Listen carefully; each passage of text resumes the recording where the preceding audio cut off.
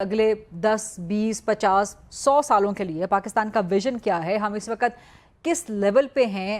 Out of 10 آپ کیا کہیں گے کہ ہماری پریپیئرڈنس کا لیول 8 پہ ہے، 9 پہ ہے، 5 پہ ہے، لیس دین 5 پہ ہے؟ اگلے کتنے سالوں کے لیے ہم تیار ہیں اس وقت؟ جبکہ ہم نے یہ سپر فلڈ کی صورتحال دیکھ لی، تو اس وقت ہم کتنے تیار ہیں اور کتنے سالوں کے لیے تیار ہیں؟ کیا ہم اگلے 10 20 50 سالوں کے لیے تیار ہیں، یا یہ تیار ہونے میں کتنا وقت لگے گا ہمیں؟ یہ آپ نے مشکل سوال پوچھ لیا، کس حد تک ہم کلائمیٹ چینج کے لیے تیار ہیں۔ میں کوئی بھی نمبر آپ کو دوں گا تو غلط ثابت ہوگا۔ بات یہ دیکھیے کہ پچھلے 1500 سال یا 2000 میں دنیا کا ٹیمپریچر 14.کچھ ڈگری بڑھا ہے۔ یہ 1500 سال، 2000 سال، اس سے پہلے تو ہمارے پاس ڈیٹا ہی نہیں تھا، تو 1500 سال سے جو ہم نے ڈیٹا ہمارے سامنے آیا ہے اس میں 14.کچھ ڈگری سینٹی گریڈ جو ہے وہ ٹیمپریچر بڑھا ہے۔ پچھلے صرف 70 سے 100 سال کے اندر یہی ٹیمپریچر جو ہے 1.5 سے 2 ڈگری بڑھ چکا ہے، یعنی 1500 سے 2000 سال میں 17 ڈگری اور پچھلے 70 سے 100 سال کے اندر 2 ڈگری۔ اگر اس رفتار سے یہ ٹیمپریچر بڑھتا چلا گیا تو پھر آپ کو اندازہ ہو جانا چاہیے کہ کلائمیٹ جو ہے وہ آپ کے ساتھ کیا کرے گا، اور پھر یہ بھی اندازہ ہو جانا چاہیے کہ اگر اس کا سامنا امریکہ کی ریاست ٹیکسس نہیں کر سکی اور آپ نے وہاں پہ فلڈنگ اور ڈیتھس دیکھی، اور بھارت نہیں کر سکا، آپ نے وہاں پہ ڈیوسٹیشن دیکھی، وہاں کے بند اڑتے دیکھے، ان کے براج سسٹم کے گیٹس آپ نے اڑتے دیکھے، اگر ہم نہیں کر سکے، آپ نے دیکھا کہ کیسے گلگت بلتستان سے جب پانی نیچے آیا تو بڑے بڑے بولڈرز کیسے تنکوں کی طرح اڑتے چلے آئے اور پانی نے اپنا راستہ بنایا۔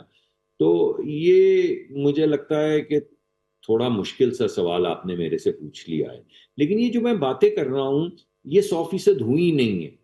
کیا کیا نہیں ہوا میں آپ کو بتا دیتا ہوں، اور اگلے 10 سال کی جو آپ پریپیئرڈنس کی بات کر رہے ہیں، ہم اس 1 سال کے اندر کیا کیا کرنے کی کوشش کریں گے۔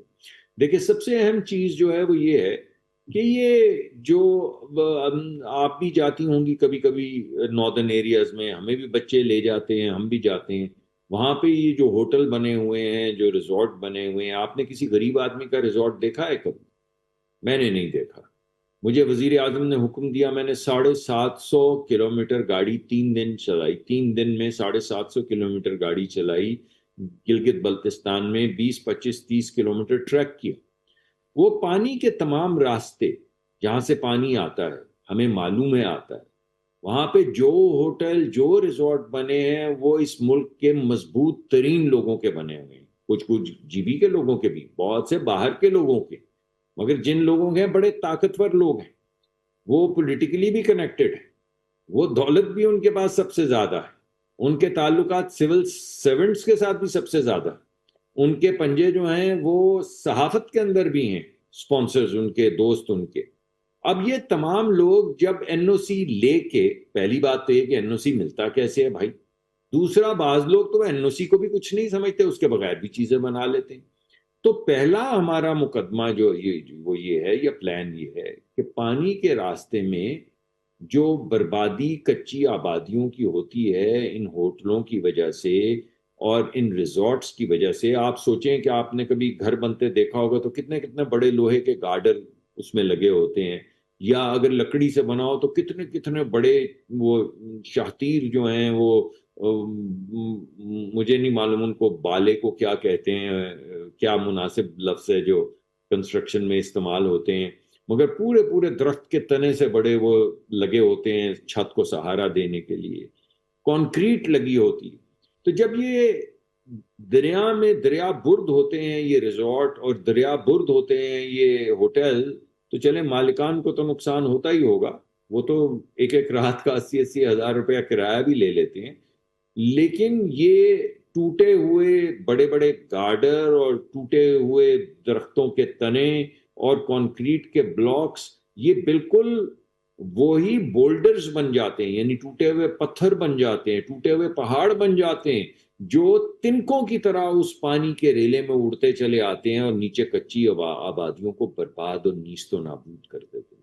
تو پہلی بات تو یہ ہے کہ زوننگ کے مطابق ریاست کو ان طاقتور لوگوں کے سامنے ایک دیوار بن کے کھڑا ہونا پڑے گا ان غریب لوگوں کی اور غریب بستیوں کی حفاظت کے لیے. اس کا اعلان وزیر اعظم صاحب کر چکے ہیں اور یہ کہہ چکے ہیں کہ کوئی بھی شخص اس کے راستے میں حائل ہوا تو میں اس کو ہٹا دوں گا.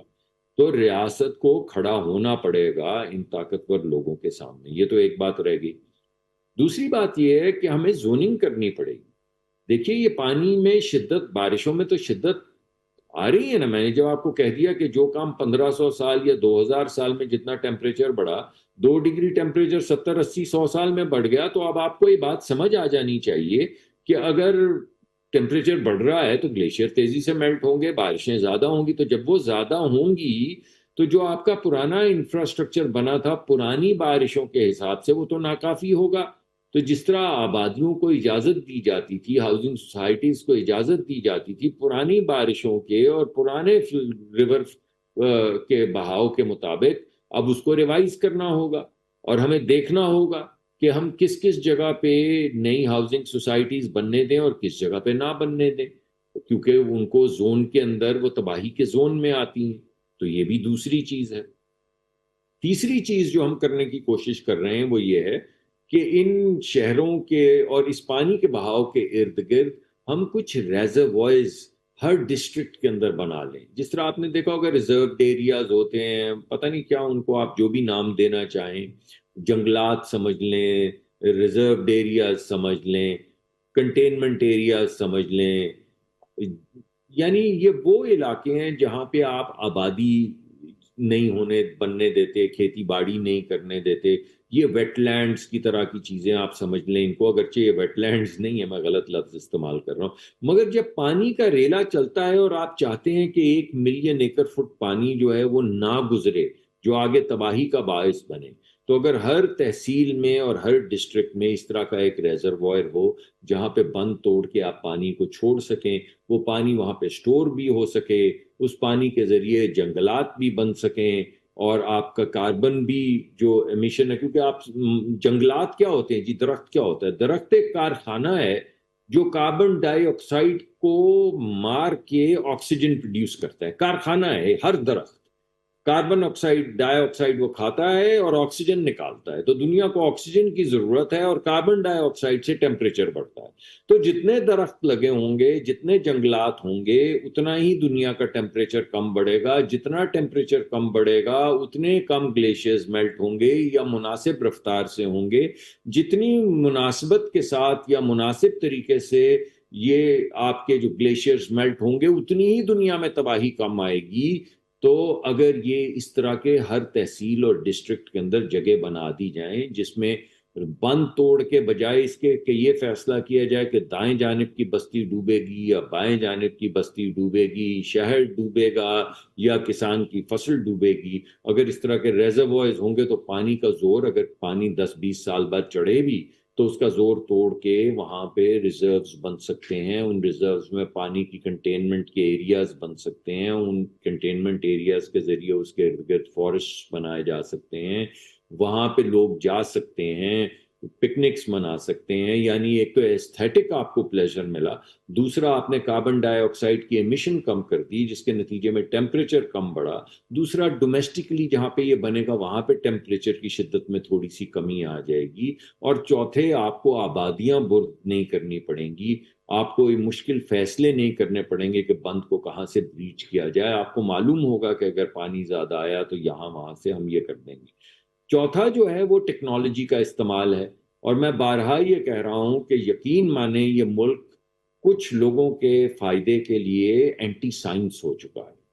یعنی پاکستان کی آپ ایگریکلچرل پروڈکٹیوٹی دیکھ لیں، بیکاز ہمارے ہاں ایک خاص قسم کا سیڈ ہوتا ہے اور ہمارے ملک سے، میں اب نام نہیں لوں گا اس ملک کا، اس ملک 70 میل لاہور سے باہر نکل جائیں تو وہاں پہ دگنی یا تگنی پیداواری طاقت ہو جاتی ہے، پروڈکٹیوٹی ہو جاتی ہے. ابھی میں نے آپ کو کسی اور ملک کا نام نہیں دیا جہاں پہ genetically modified drought resistant crops ہو رہی ہیں، پانی کم استعمال کرنے والی کراپس ہو رہی ہیں، صحرا میں اگنے والی کراپس بن رہی ہیں. کسی ایسی میں نے سائنٹیفک ٹیکنیک کا ذکر نہیں کیا. لیکن میں جس سے بات کرتا ہوں وہ کہتا ہے ہمارا سینٹر آف ایکسیلنس، ہمارا سینٹر آف ایکسیلنس. تو میں کہتا ہوں یار یہ کیسے نامراد سینٹر آف ایکسیلنس ہیں کہ ان سینٹر آف ایکسیلنس کے باوجود 30-50 میل دور جو ہے ہماری فصلوں کی پروڈکٹیوٹی جو ہے وہ آدھی سے کم ہے.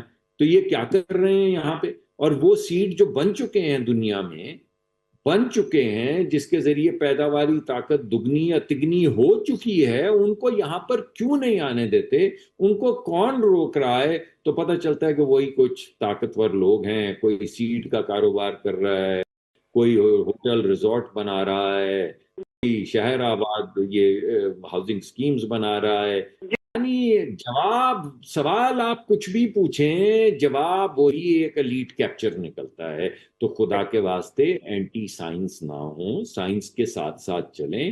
اور یہ جن چیزوں کو میں نے سیٹلائٹ کا آپ کو ذکر کیا ہے یا ڈرون کے سوارمز کا ذکر کیا ہے یا مشین لرننگ کا ذکر کیا ہے یا اے آئی کے ذریعے میپنگ اور فلوز کا ذکر کیا ہے، اور یہ تمام چیزوں کو اکٹھا کر کے ڈیجیٹل ٹوینز بنا کے تاکہ ہم تیاری کر سکیں اس کا ذکر کیا ہے.